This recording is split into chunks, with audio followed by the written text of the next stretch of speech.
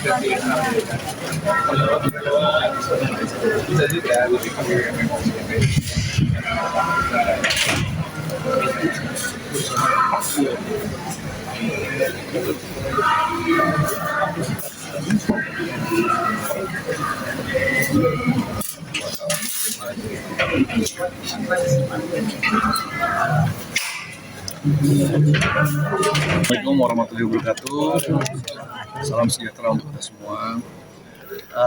Hari ini tanggal 19 Agustus, acara sidangnya adalah mediasi dengan mediator. Kita langsung pada kesimpulan saja ya. Jadi untuk terkait mediasi sudah diupayakan semaksimal mungkin oleh mediator dan para pihak sudah berusaha, namun dinyatakan gagal terhadap mediasi. Ya. Jadi dengan gagalnya mediasi, kita masuk ke pokok perkara untuk bersidang. Nanti untuk waktu sidang akan disampaikan melalui relasi panggilan. Ya. Alasan gagalnya kita sudah sepakat tidak boleh menyampaikan apapun, tetapi yang pasti yang namanya gagal ya tidak tercapai. Ya. Salah satu poinnya apa, Bang? Kita tidak bisa sampaikan. Kita sudah sepakat bahwa tapi saya nggak tahu dari pihak mereka menyampaikannya apa. Belum, Bang. Oh, ya, berarti sama ya, kita sepakat untuk tidak menyampaikan kenapa gagalnya, yang pasti gagal. PR yang dimaksud mediator berarti nggak terlaksana. Ya, tidak terlaksana. Ya. Bang, tapi sempat ada kabarnya ada syarat untuk ketemu. Ada syarat untuk ketemu sama anak tuh seperti apa sih, Ci? Ada syaratnya. Syaratnya apa? Bapak lanjut ya, Pak. Ci, sedikit dong, Ci, ada syarat nggak sih? Gimana ngomong nih, Ci? Sampai ada mungkin Ci untuk memberikan ruang sendiri. Sedikit kecewa nggak? Gimana dia? Kecewa nggak? Ci, mediasinya gagal, Ci. Kecewa nggak? Ci, mediasinya gagal, kecewa nggak? Jadi anak-anak masih boleh ketemu Ya berjuang, Ci, nanti di sidang pokok perkara. Aduh, nabrak, awas guys. Nabrak.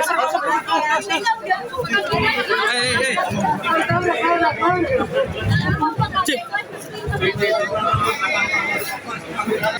Ini sedikit kecewa ya. Iya, pernah melarang. Maaf ya, Ci, tadi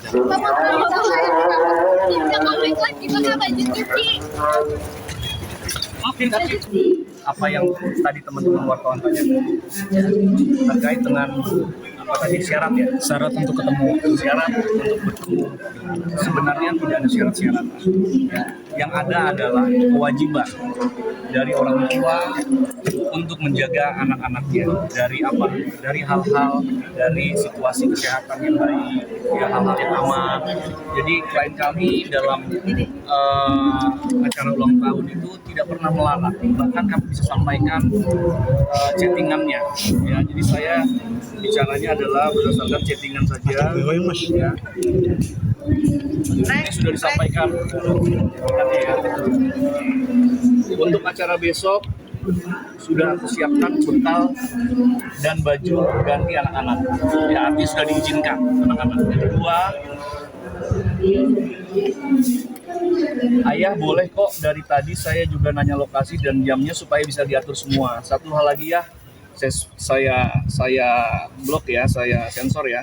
Nah, penting buat sama-sama menjaga kesehatan anak-anak, jadi tenang dan nyaman melepas anak-anak.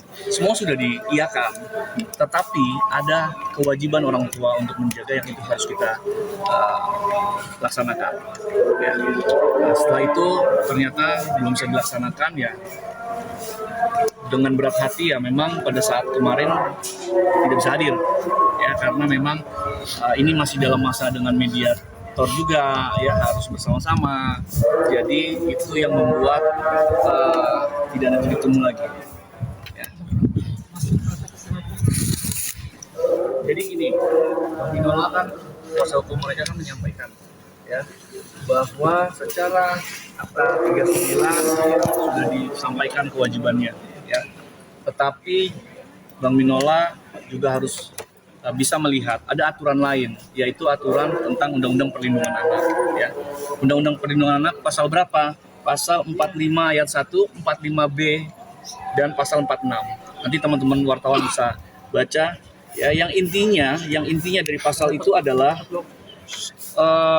kewajiban orang tua untuk melindungi kesehatan dan keselamatan anak. Ya, ntar dibaca saja 45 ayat 1, 45B ayat 1 dan 46 Undang-Undang Perlindungan Kesehatan. Ya. Terkait Undang-Undang Perlindungan Kesehatan nomor 35 tahun 2004 kalau nggak salah, Undang-Undang Perlindungan Anak, ya, Undang-Undang Perlindungan Anak. Jadi ayahnya bukan sehat. Jadi dibaca saja pasalnya sehingga apa yang sudah disepakati tentunya dengan situasi yang sudah ada, dengan kondisi-kondisi yang sudah ada, klien kami sebagai orang tua berhak secara undang-undang untuk menjaga anak dari hal-hal yang tadi saya sampaikan. Mengacunya undang-undang itu kenapa, Bang? Kita sudah paham lah, ya, bahwa ada isu yang sudah beredar. Saya tidak mau menyampaikan apa, tetapi sekali lagi fokusnya adalah kepentingan anak, ya, bukan kepentingan klien kami, bukan kepentingan klien Bang Minola, tapi fungsinya kepentingan anak. Klien kami dalam chattingannya tidak pernah, sekali lagi, ya, tidak pernah melarang menambah syarat-syarat yang berlebihan, tidak. Ya, semua dilakukan untuk kepentingan. Ya, kita turunkan ego kita, harusnya mau saja gitu. Tapi kan ternyata tidak ada titik temu. Artinya ya dua-dua seharusnya bisa lebih menurunkan egonya. Ya. Bang, perihal ini ada mau audit gimana Bang untuk terkait nafkah itu dari pihak sana? Oke. Saya mau luruskan, ya, terkait yang dimaksud Bang Minola itu menurut Akte 39 adalah yang sudah pernah dibayarkan oleh klien Bang Minola itu adalah biaya pemeliharaan dan pendidikan anak. Itu bunyi pasalnya, ya. Jadi pemeliharaan dan pendidikan anak ditanggung oleh kliennya Bang Minola. Jadi bukan nafkah. Nafkah itu hanya satu item yang ada di situ. Jadi angka yang sebesar itu bukan hanya murni satu nafkah, ya, tetapi adalah biaya pemeliharaan dan pendidikan.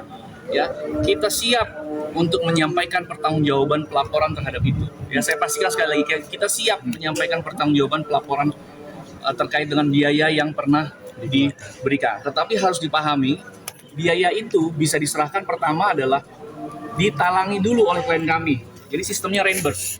Jadi biaya yang ada itu ditalangi dulu oleh klien kami.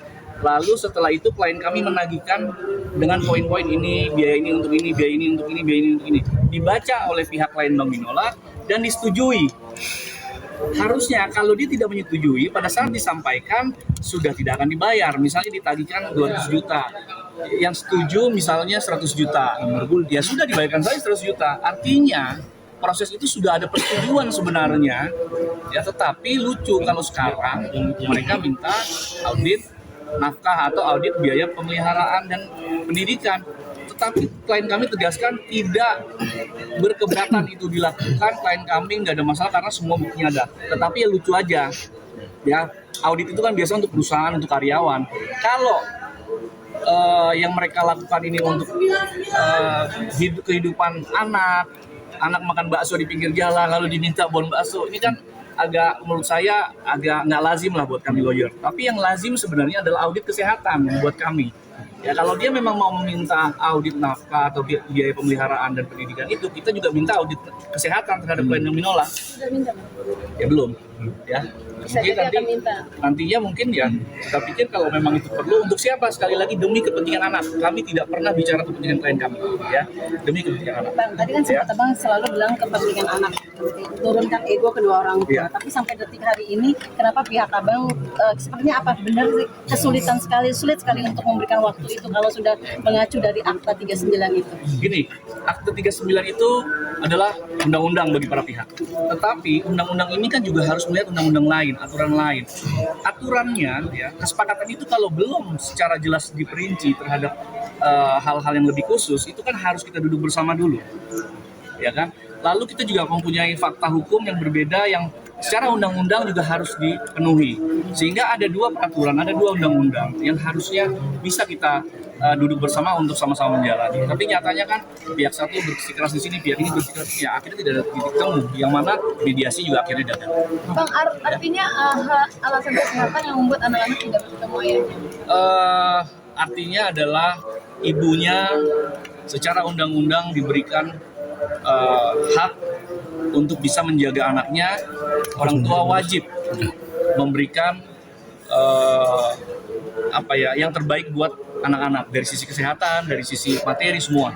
Ya itu ada diatur di undang-undang. Tapi ketemu ayah dan anak ya, Bang. Tapi kan tidak satu Kak, ketika perceraian ini anak-anak belum sama kali ketemu anak-anak ya Bang. Menurut saya itu masalah Mengacu ke komunikasi. kesehatan, Ya. kalau